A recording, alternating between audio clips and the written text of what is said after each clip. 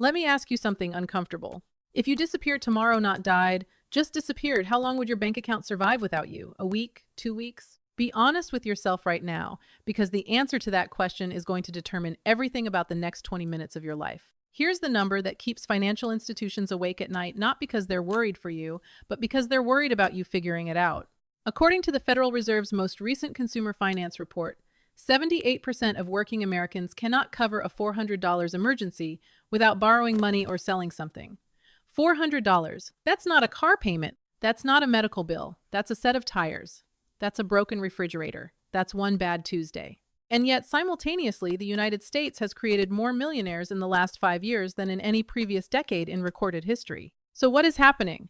How is it possible that we live in the wealthiest country ever to exist on the face of this planet, with more financial tools, more investing apps, more get-rich content than at any point in human history, and still, the majority of people are one bad week away from financial collapse? I'll tell you exactly what's happening.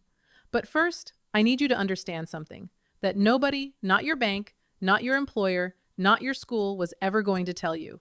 The financial system was not designed to make you wealthy. It was designed to make you functional.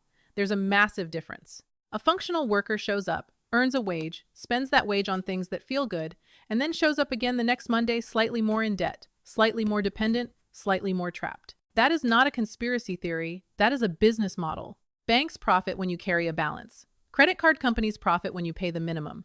Subscription services profit when you forget to cancel. Retail brands profit when you buy identity instead of utility. Every single one of these institutions has a team of behavioral psychologists, people with PhDs sitting in a room somewhere, specifically engineering the experience to keep your money flowing away from you and toward them. This isn't paranoia. This is publicly documented corporate strategy. In 2017, a leaked internal memo from a major social media platform bragged about their ability to identify when teenagers felt insecure or worthless, so advertisers could target them at their most emotionally vulnerable moments. If they'll do it to teenagers, what makes you think they're not doing it to you right now? So why does this matter for your finances? Because you are making financial decisions every single day inside a system that has been engineered scientifically, deliberately, expensively engineered to extract maximum value from you while giving you minimum return. And the worst part? It feels like freedom. It feels like choice. You chose the sneakers, you chose the subscription, you chose to swipe the card. Except, did you? Or were you architected into that decision by someone who studied your psychology more carefully than you ever studied your own bank statement? Here's where it gets interesting, and I promise you, this is where most financial content stops. They'll tell you to budget, they'll tell you to cut the coffee, they'll tell you to open a Roth IRA. And all of that is true, but none of it addresses the root mechanism. None of it explains the invisible architecture that determines why some people, despite knowing all of those tips, still end up broke at 50. There is a principle, a framework, a rule, and I'm going to call it the shadow compound rule, that the wealthiest 1% of people on this planet operate by, almost universally, whether they know they're doing it or not. It has nothing to do with your income. It has nothing to do with your education.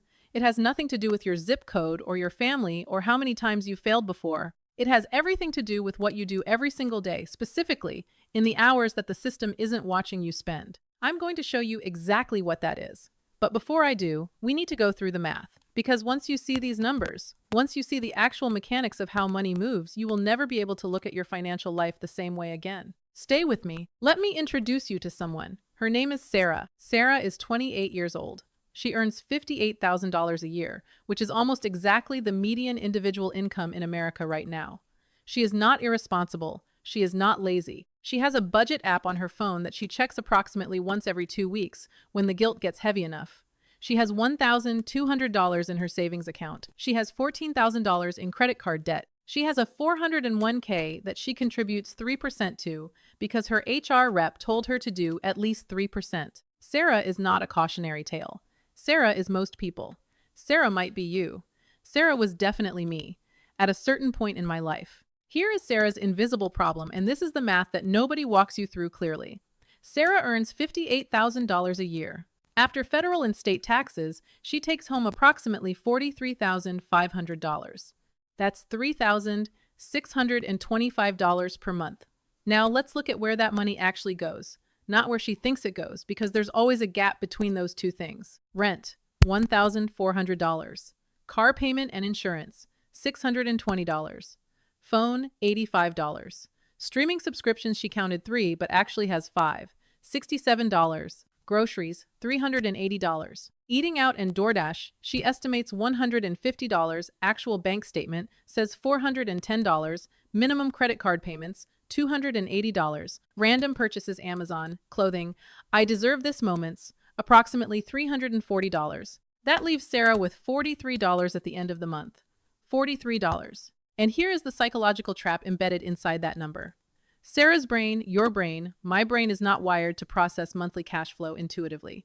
We evolved to think in terms of right now. Is there food? Is there shelter? Is there danger? The concept of compound interest over 30 years is genuinely invisible to the human limbic system.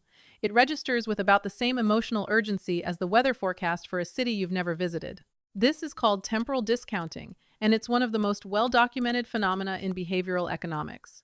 Your brain physiologically devalues future rewards in favor of present comfort, which means every time you tell yourself, I'll start investing next month, your brain isn't being lazy, it's being exactly what evolution built it to be. It's optimizing for now. The problem is, now doesn't build wealth. Systems build wealth. Now let me show you the framework that changes everything. The 843 rule is a compound interest principle that illustrates the nonlinear nature of wealth building. Here's how it works, broken down as simply as I can make it. If you invest $500 per month starting at age 25, at a conservative average annual return of 12%, which reflects long-term historical averages for broad index fund investing, here's what happens. In the first 8 years, your money grows from zero to roughly $77,000. That's solid. That feels like progress, but it's slow. It feels like pushing a boulder uphill. Most people quit here because the results don't feel proportionate to the sacrifice. In the next 4 years, just 4 years, that same investment strategy, unchanged, grows your portfolio by another $72,000. Same contribution, same rate of return, but now the growth is almost doubling in half the time. In the 3 years after that, only 3 years, you add another $65,000 to $70,000. The boulder isn't just rolling now, it has become an avalanche. By age 40, Sarah, our same Sarah who felt financially invisible at 28, would have crossed $250,000 in invested assets, without a raise, without a side hustle, without winning anything, just by restructuring where $500 a month was already going and leaving the system alone to do its work. But here's the psychological wall that destroys this plan for 94% of people who attempt it. It's not discipline. It's not willpower. It's lifestyle creep, the silent financial assassin that nobody talks about loudly enough. The moment Sarah gets a raise, and she does, she's good at her job, her brain immediately begins to recalibrate her baseline. The $58,000 lifestyle becomes the $67,000 lifestyle. The apartment gets upgraded. The car gets upgraded. The vacations get slightly more expensive. Her "I deserve this" purchases go from $340 to $520 per month because she does deserve it. She got a raise, after all. This is ego-driven financial expansion, and it is the single most common reason that people who earn good money never build real wealth. Income went up, lifestyle matched it, net worth stayed flat. The technical term for this in behavioral economics is hedonic adaptation, the human tendency to return to a baseline level of happiness, regardless of what changes in our external circumstances. The raise felt incredible for about 6 weeks. Then it just became normal. Then it became the new floor. Sarah didn't fail because she was bad with money. Sarah failed because no one ever showed her that the gap between what you earn and what you spend is the only number that actually matters. Everything else is theater. I want to shift the energy of this video right now, because we spent the last 10 minutes looking at the problem, and the problem deserves to be seen clearly, without flinching.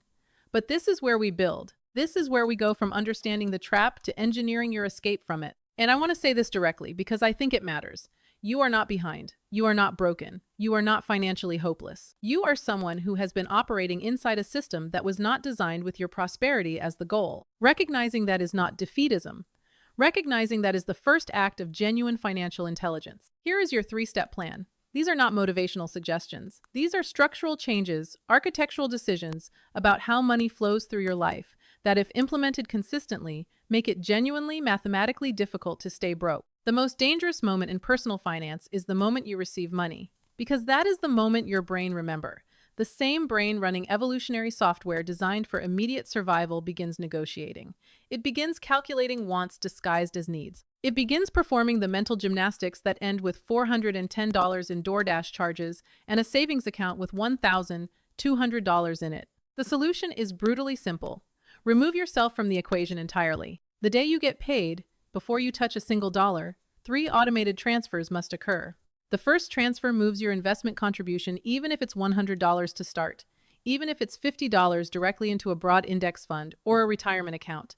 Not tomorrow, not when you check the balance, automatically, immediately. The second transfer moves a predetermined amount into a designated emergency fund account at a different bank, one with no debit card, one that takes 3 days to transfer out of, one with enough friction that accessing it feels like a decision rather than a reflex. The third transfer, and this is the one people always skip, moves a small, fixed amount into what I call your opportunity account. This is not an emergency fund. This is capital. This is the money that, when an investment opportunity or a calculated risk appears in your life, allows you to act instead of watch. What's left after those 3 transfers? That's your life. That's your groceries and your Netflix and your dinner out on Friday. You live inside that number. The system runs quietly behind you. Every non-essential purchase over $50 gets a 4-8-hour hold. No exceptions. You see the shoes, you feel the pull. You put them in the cart, and then you close the laptop and you wait 48 hours. This is not about deprivation. This is about interrupting the engineered impulse cycle. Remember those behavioral psychologists we talked about in the beginning of this video, the ones being paid by corporations to understand your vulnerabilities better than you do? Their entire model depends on the gap between desire and purchase being as small as possible. One-click buying. Saved card numbers. Only 2 left in stock. Every friction point they remove is a dollar extracted from your future. You are going to add friction back, deliberately, artificially, unapologetically. And what you'll discover, what every person who implements this rule discovers within 30 days, is that approximately 60 to 70% of the things you wanted urgently at 11 p.m. on a Wednesday, you no longer care about by Friday afternoon. That's not weakness. That was manufactured desire doing exactly what it was manufactured to do. And you just refuse to participate. This is the step where the conversation shifts from financial management to actual wealth creation. And I want to be careful here because the internet is absolutely drowning in toxic, unrealistic, passive income content that sets people up for failure and frustration. So let me be precise. I am not telling you to start a dropshipping business tonight. I am not telling you to flip houses with no money down. I am telling you to begin even in the smallest, most humble way possible to build one mechanism through which money can move toward you while you are asleep. For some people, that's dividend-paying index funds, which, with consistency and time, begin generating quarterly payments that arrive whether you show up to work or not. For some people, it's a digital product, a template, a guide, a course built once and sold repeatedly. For some people, it's a rental unit, or a portion of a rental unit. The vehicle is almost secondary. The principle is everything. The principle is this. Wealthy people own systems. Everyone else rents out their time. And the transition from time renter to system owner doesn't happen in a single dramatic moment. It happens in the quiet accumulation of small, structural decisions made consistently over time, in the background, while life continues on the surface. This is what I call the shadow compound rule, the principle I referenced at the beginning of this video. The word shadow is intentional. Your wealth system should operate in the background, not flashy, not Instagram-worthy, not something you announce at dinner parties. It should be quiet, consistent, and structurally sound. The most powerful financial mechanisms in history haven't been visible. They've been invisible. They've been the automated transfer, the reinvested dividend, the compounding interest working through the night while you sleep. The wealthy don't check their portfolios every morning looking for drama. They built the machine. Then they let the machine work. The gate to financial freedom doesn't look like a lottery ticket or a viral moment. It looks like a direct deposit automation set up on a Tuesday afternoon, a 4-8-hour pause on a purchase you didn't actually need, and an index fund contribution that hits before your brain has the chance to redirect it towards something that makes you feel wealthy today at the expense of actually becoming wealthy tomorrow. I want to leave you with something that has nothing to do with interest rates or investment accounts. It has to do with identity. Most people who stay broke don't stay broke because they lack information. They stay broke because somewhere in childhood, in failure, in the accumulated weight of being told they weren't the kind of person money flows toward, they absorbed a story about who they are. And they have been unconsciously confirming that story every single day with their financial decisions ever since. The real work, the work that no budgeting app can do for you, is deciding to become someone different. Not richer, different. Someone who automates before they think. Someone who waits 48 hours. Someone who begins, even humbly, to build systems instead of just selling hours. That person exists in you right now. They've been waiting behind every financial mistake, every moment of shame, every "I'll start Monday." That became another month lost. 2026 is not a new year. It's a new decision. And the beautiful, stubborn, undefeated truth about compound interest, about the 843 rule, about automated wealth systems, about all of it is that it doesn't care about your past. It only responds to what you do today. So the question I want to leave you with, the one I want you to sit with tonight, is not, how do I get rich? The question is, what is the one structural change I can make today that my future self will still be benefiting from in 10 years? Answer that question. Then go do that thing. Not Monday. Today. That's how it becomes impossible to stay broke.